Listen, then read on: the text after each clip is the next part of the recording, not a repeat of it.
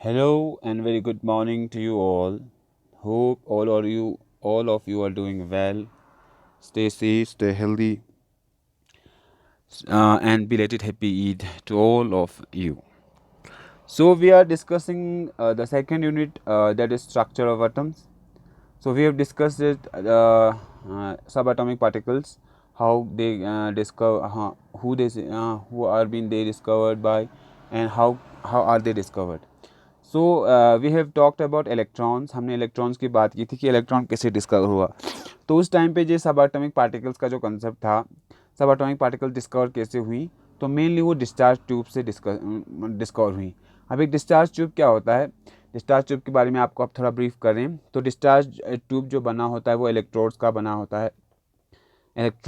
होता है. मान लो ये एक इलेक्ट्रोड है और ये दूसरा इलेक्ट्रोड है.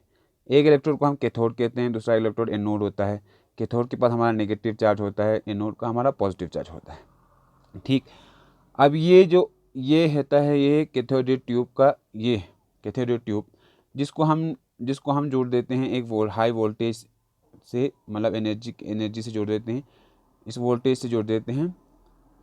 और ये लगभग इसका वोल्टेज होता है 1000 या 10,000 वोल्टेज के करीब, तो बहुत ज़्यादा वोल्टेज होता है इसका. अब इसके अंदर क्या होता है, इसके अंदर गैस मॉलिक्यूल्स होते हैं. और यहाँ पे जो वैक्यूम पंप लगा है, ये वैक्यूम पंप हमें क्या करता है, मदद करता है कि कितना प्रेशर हम मेंटेन करके रखें इस कैथोड ट्यूब के अंदर. तो जब इलेक्ट्रॉन की बात की थी तो हमने जब वोल्टेज दिया तो हमने देखा कि यहाँ से जो कैथोड से हैं, कैथोड से कुछ चीज़ें निकल रही थी जो एनोड की तरफ जा रही थी. तो हमको ये पता है कि लाइक चार्जेस रिपेल और अनलाइक चार्जेस अट्रैक्ट. तो यहाँ से उन्होंने जे थॉमसन ने मतलब अंदाज़ा लगाया या बोला कि यहाँ से जो चीज़ जा रही है वो इलेक्ट्रॉन है. और इलेक्ट्रॉन है क्योंकि ये नेगेटिव चार्ज से पॉजिटिव की तरफ अट्रैक्ट हो रही है, पॉजिटिव अपनी तरफ खींच रही है. यहाँ से डिस्कवर हुआ हमारा इलेक्ट्रॉन का.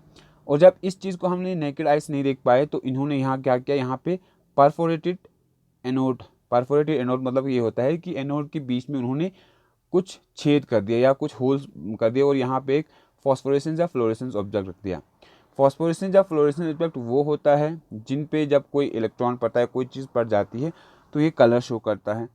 तो हमने जब यहाँ कलर शो हुआ तो हमको मतलब नेकेड आई से हम देख पाए, तो यहाँ से हमने किया discovery of electron. Discovery of electron का मेन वो जो जाता है, मतलब क्रेडिट जाता है वो जे थॉमसन को जाता है.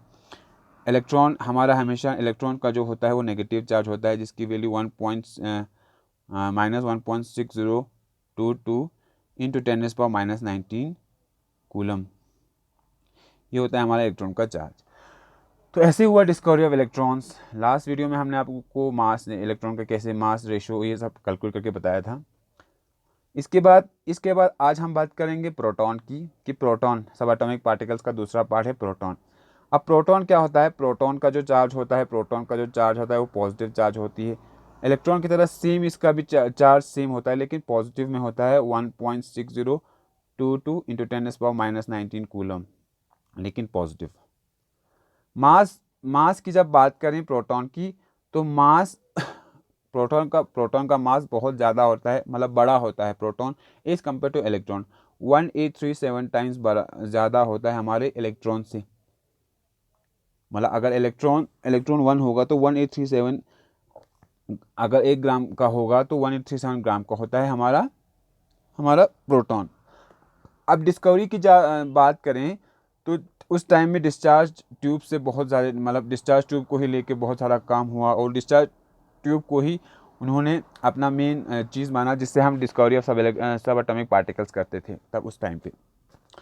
तो जब यहाँ पे प्रोटॉन की डिस्कवरी की जब बात करें तो प्रोटॉन कैसे डिस्कवर हुआ, उन्होंने प्रोटॉन डिस्चार्ज मतलब डिस्कवर करने के लिए सेम कैथोड ट्यूब को ले लिया. यहाँ जैसे हमने लिया है, तो यहाँ कैथोड ट्यूब बना है, यहाँ कैथोड है, एनोड है, फिर वैक्यूम है, फिर वोल्टेज है. ये वोल्टेज जो होता है वो लगभग 10,000 वोल्ट के करीब होता है, बहुत ज़्यादा वोल्टेज होता है.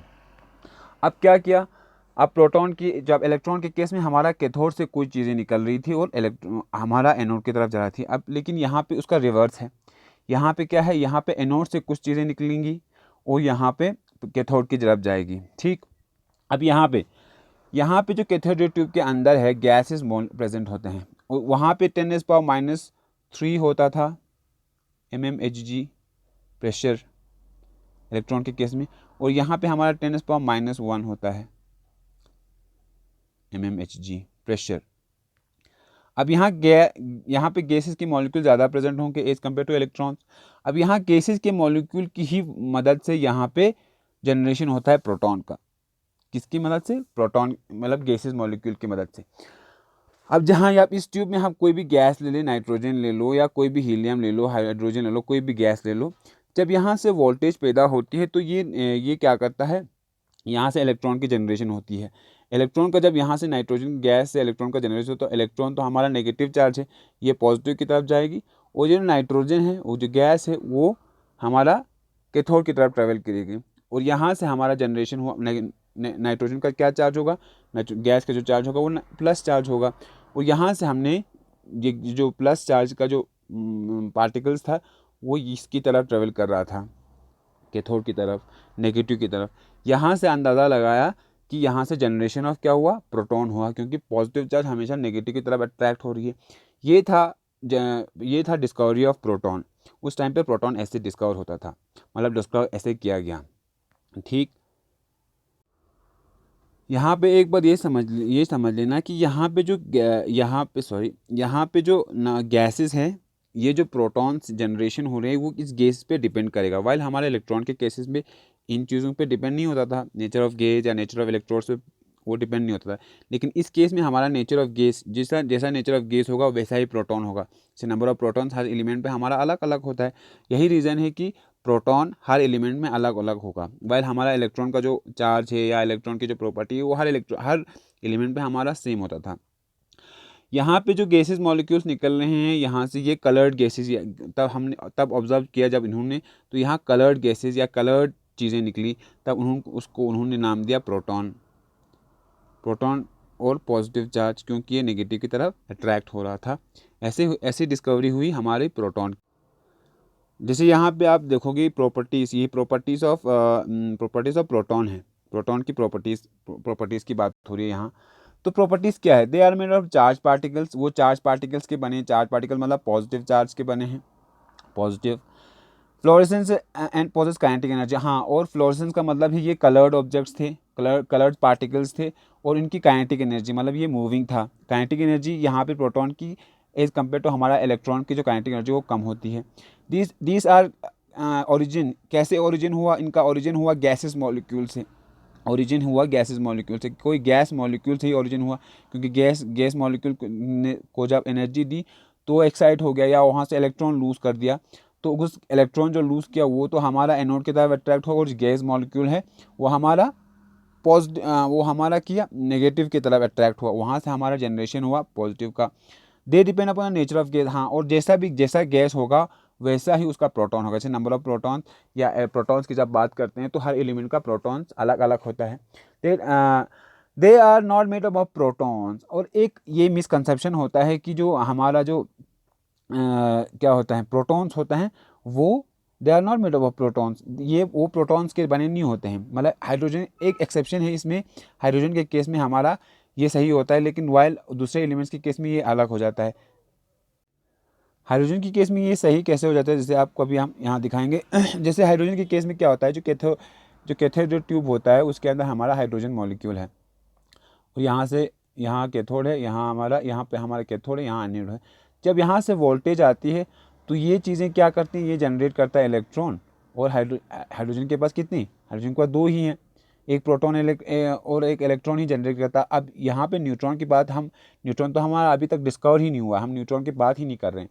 जब ये डिस्कवर हो, यहाँ पे जब इलेक्ट्रॉन निकली तो ये इलेक्ट्रॉन तो यहाँ हमारा पॉजिटिव की तरफ अट्रैक्ट हो जाएगा।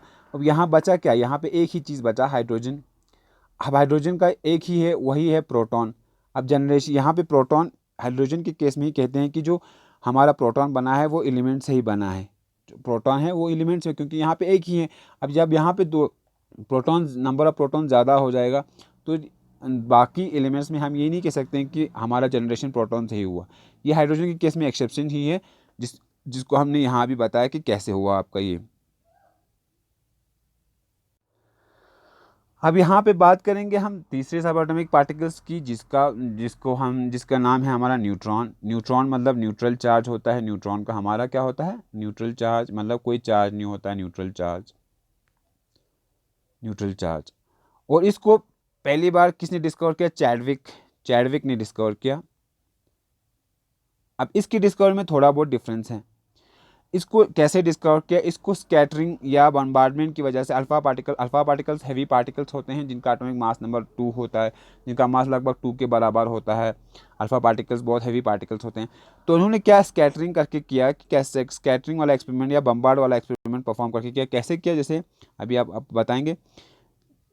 ऐसे किया कि उन्होंने एक बेरिलियम का एक एलिमेंट रखा, सॉरी बेरिलियम का कोई एलिमेंट लिया उन्होंने, उस चीज़ पे उन्होंने बेरिलियम पे उन्होंने बम्बार्ड किया क्या? Alpha particles. यहाँ अल्फ़ा पार्टिकल्स बम्बार्ड किए, मतलब बम्बार्ड किया मतलब यहाँ स्ट्राइक किया। ये अल्फ़ा पार्टिकल्स है हमारा, ये हमारा क्या है? बेरिलियम है। तो उन्होंने देखा कि कुछ चीज़ें स्ट्राइक होके वापस आ रही थी, कुछ चीज़ें स्ट्राइक होके इस चीज़ पे स्ट्राइक होके वापस जा रही थी। अब वापस जाने का क्या मतलब है? हमारा अल्फ़ा पार्टिकल्स काफ़ी हैवी पार्टिकल्स होते हैं, मतलब काफ़ी ज़्यादा हैवी होते हैं। अब उन्होंने कहा कि अल्फ़ा पार्टिकल्स इतने हेवी हैं, अब यहाँ से कुछ मतलब यहाँ से जो कुछ चीज़ें स्ट्राइक होकर वापस आ रही है, तो यहाँ से उन्होंने अंदाज़ा लगा कि इस न्यूक्लियस में या इस चीज़ बेरिलियम के न्यूक्लियस, बेरिलियम के अंदर कोई ऐसी हैवी चीज़ है जो हमारा अल्फ़ा पार्टिकल से भी ज़्यादा हैवी है। और इस अल्फा हैवी पार्टिकल्स को नाम दिया उन्होंने क्या? न्यूट्रॉन। न्यूट्रॉन क्योंकि हमारा अल्फ़ा पार्टिकल से भी ज़्यादा हैवी है। न्यूट्रॉन्स अल्फ़ा पार्टिकल से ज़्यादा हैवी है, और कोई चीज़ मतलब यहाँ से स्ट्राइक होकर वापस वो भेज रही थी, तो यहाँ से डिस्कवर हुआ हमारा न्यूट्रॉन का। ये था हमारा प्रोटॉन और न्यूट्रॉन का डिस्कवरी कैसे कैसे डिस्कवर हुआ। होप आप लोगों को समझ में आया हो। ये था हमारा सब एटॉमिक पार्टिकल्स की डिस्कवरी कैसे हुई, किस किस ने डिस्कवर किया। तो नेक्स्ट चैप्टर में हम आप लोगों को इससे ज़्यादा आगे बताएंगे कि अलग अलग मॉडल्स दिए, स्ट्रक्चर मॉडल, तो वो मॉडल हम नेक्स्ट क्लास में डिस्कस करेंगे।